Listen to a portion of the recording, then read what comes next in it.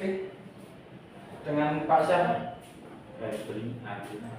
Pak Febri Agung. Ya. Oke, Pak Febri Agung,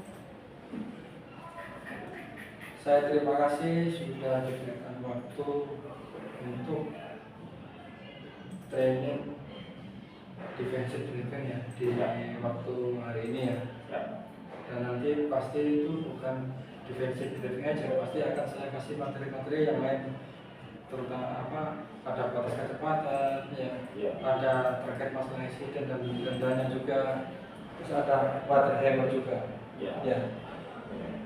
Kita tadi kan sudah kita pahami nih terkait contoh potensi kecelakaan ya, kira-kira sudah paham belum dari 5 gambar ini? Oke, selanjutnya kita ke 5 langkah dasar defensive driving.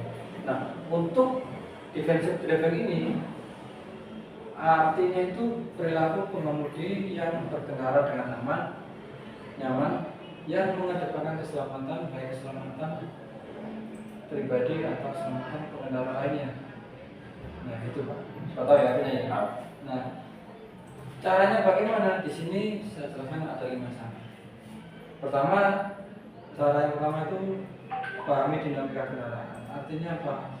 Bapak pada saat akan melakukan pengiriman ke atau ring 1 atau 2. Yang penting yang artinya itu akan melakukan pengiriman pada saat masih di DC. Tolong unit ini dianalisa. Yang pertama remnya, setelah itu kelistrikannya itu bagaimana? Testing belakang. Nah, terus itu belakangnya itu. Karena apa? Karena yang remnya ini itu penting juga buat penyelenggara. Caranya itu ketika atau jika Bapak sudah memanasi unit tersebut, unit yang akan Bapak bawa, tolong jalankan sekitar 10 meter dengan kecepatan 15 km bisa. Nah, setelah itu lakukanlah injak remnya itu. Nah, setelah diinjak remnya, pastikan Pak Febri Agung kan punya analisa. Nah, kira-kira analisa itu Pak Agung itu remnya itu berfungsi atau tidak, kan seperti Pak Agung ya. Selanjutnya itu tolong di cross check untuk kelistrikannya juga. Kelistrikan remnya, rem belakang, sen kanan, sen kiri, lampu foto juga. Karena apa? Karena lampunya ini kan berfungsi atau sangat berguna bagi pengendara lainnya, termasuk berguna bagi Pak Febri Agung juga. Yang kita khawatirkan Pak Febri Agung ini pada saat injak rem, ternyata remnya ini tidak nyala lampunya. Akhirnya apa yang kita khawatirkan itu kasihan pengendara yang ada di belakangnya. Oke. Selanjutnya itu untuk kendaraan ini Pak Agung itu dari sebelah kiri tolong dilakukan di cross check dari sebelah kiri, muter ke belakang, lanjut ke kanan, lanjut ke depan. Harapan saya itu Pak Agung itu harus memahami ketika unit ini kita bawa ini bermasalah terkait atau bisa membahayakan pengendara lainnya atau tidak. Takutnya apa? Ada bumper yang sudah nggak rapat ya, kunciannya ya itu nanti takutnya itu di pertengahan perjalanan bumper tersebut jatuh. Ya seperti apa ya? Nah, untuk terkait unit lagi ini, untuk unit ini tolong dipastikan pintu box belakang. Karena apa? Ada beberapa kejadian box belakang ini itu bisa terbuka dengan sendirinya. Nah, karena apa? Karena sisi penguat samping kanan samping kiri itu kan enggak ini ya.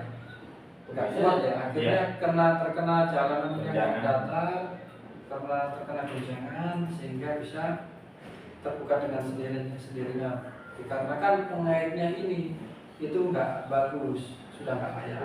Kan ada pengaitnya, pengait pintu itu ya. Itu tolong dianalisa juga.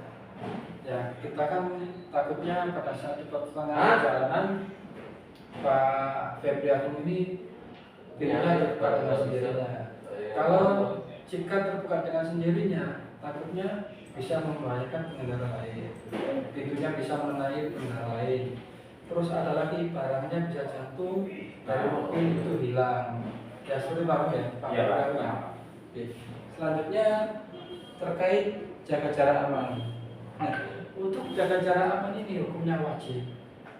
Karena apa? Dengan jaga jarak aman ini itu sangat berguna bagi semua driver. Nah, contoh jaga jarak aman itu dengan kecepatan 30 km per jam itu jaga jarak amannya berbanding lurus dengan kecepatan. Artinya itu kecepatan 30 km per jam jaga jarak amannya 3 km. Ya, kecepatan 40 km per jam jaga jarak amannya 4 km.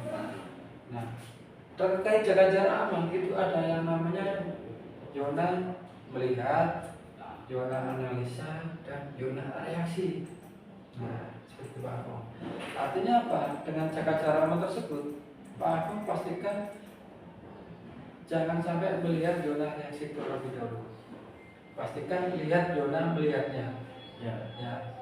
Karena apa? Dengan kita melihat zona melihat paling jauh itu pastikan kita akan punya analisa juga. Nah, setelah kita melihat setelah kita melihat zona melihat, baru kita melakukan zona analisa. Ya. Setelah yang dimaksud zona analisa ini, ketika Pak Agung sudah mendekati unit yang ada di depannya, nah itu kalau dianalisa, analisanya itu apa? Pertama, mengurangi kecepatan kan? Yang kedua, akan mendahului depan unit Pak Febri Agung, atau menepi terlebih dahulu, atau berhenti sejenak. Nah itu namanya zona analisa. Maksudnya itu tak revisi ya, bukan berhenti ya. Maksudnya itu mengurangi kecepatan. Ya. Oke. Setelah zona melihat, barulah kita namanya zona reaksi. Reaksi Pak Agung ini apa? Ya itu tadi, setelah kan seandainya sudah tahu zona melihat itu zona analisa. Seandainya analisanya mendahului, ya berarti reaksinya Bapak mendahului. Ya seperti Bapak ya. Nah, artinya apa? Garis besarnya jaga jarak aman ini hukumnya wajib. Tidak boleh nggak wajib, hukumnya wajib. Oke? Selanjutnya yang ketiga itu selalu awasi kondisi kita. Timba yang 3 bisa. Nah, yang dimaksud selalu awasi kondisi sekitar ini pada saat Pak Febri Agung berkendara, pastikan per 5 detik, per 6 detik lihat spion kanan, lihat spion kiri, lihat depan. Jangan sampai Pak Agung tidak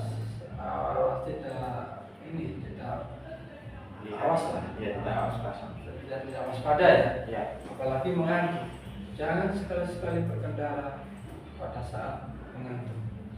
Jika pada saat mata mulai lelah atau mengantuk, segera menepi terlebih dahulu, cari parkir aman. Alangkah bagusnya di toko.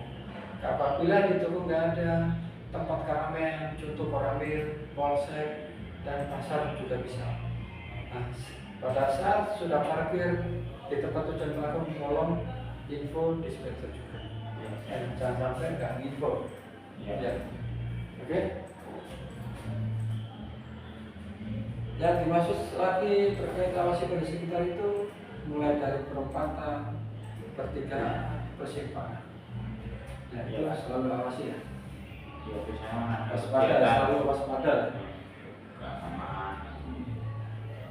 Selanjutnya poin yang keempat itu waspadai blind spot. Blind spot ini titik buta yang tidak terlihat oleh pengemudi atau driver. Nah, itu ada dari gambar itu ada contohnya, ya kan? Nah, di sebelah kiri itu ada titik butanya atau blind spotnya. Yang sering itu sepeda motor. Iya. Jadi saya nunggu sepeda motor jalan dulu. Takutnya ada yang ya di belakang. Iya. Ada yang Nah, ini kan kakinya gitu Pak. ini ada gambar Iya.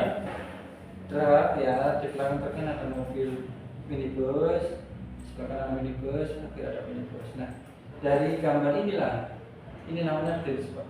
Iya. Sebelah kiri itu ada sekitar 60% blind spotnya. Iya Pak. Sisanya kan bisa terlihat oleh driver. Iya. Dan untuk sebelah kanan ini sekitar 60% juga ya. Iya. 60%. Itu yang tidak terlihat oleh pengemudi atau driver. Sisanya 40% bisa terlihat.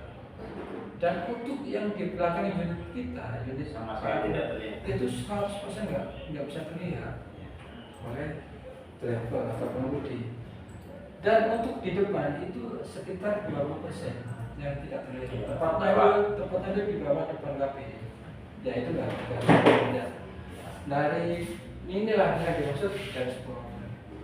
Nah, untuk contoh saja pada saat parkir di toko, pada saat mundur, nah, alangkah bagusnya Pak Fitriagung Satu. minta bantuan anak toko. Iya.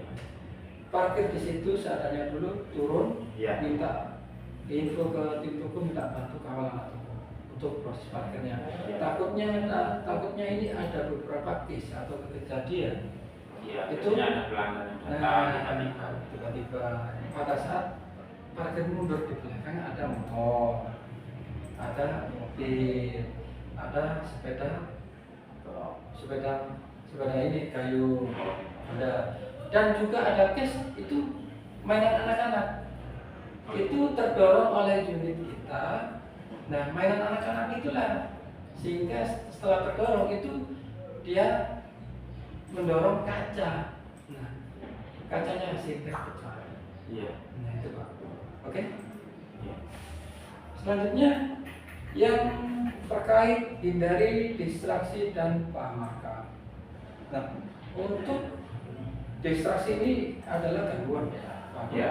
Nah, gangguan. Contohnya itu Pak Agung pada saat berkendara Pak Agung dilarang keras mainan handphone. Karena apa? Dengan mainan handphone, Bapak balas chat WA aja sekitar satu kata kamu. Tulis itu butuh berapa detik? Anggap saja 5 detik. Dengan kecepatan 40 km per jam dan tidak jaga jarak aman, dipastikan bisa menabrak unit yang ada di depan. Iya. Nah, oke. Itu salah satu contoh saja. Ada lagi contoh nih, contoh kertas yang ada di kabin. Oh iya. Nah, Jatuh bawah. jatuh bawah itu bisa. Karena apa? Kena angin. Ya. Nah, alangkah bagusnya kertas yang ada di kabin, contoh surat jalan dari customer, dari Alfamart. Nah, itu tolong dirapikan, taruh di bawah aja atau di dashboard di bawahnya. Ya, oke. Selanjutnya ini terkait marka. Ini ada contoh. Ini ada 2 lajur. Lajur sebelah kanan ada minibus, lajur sebelah kiri ada minibus. Ya. Ini contohnya. Iya. Di tengah-tengah minibus itu ada garis marka putus-putus. Artinya minibus sebelah kanan boleh banting setir ke kiri atau boleh melewati garis marka putus-putus.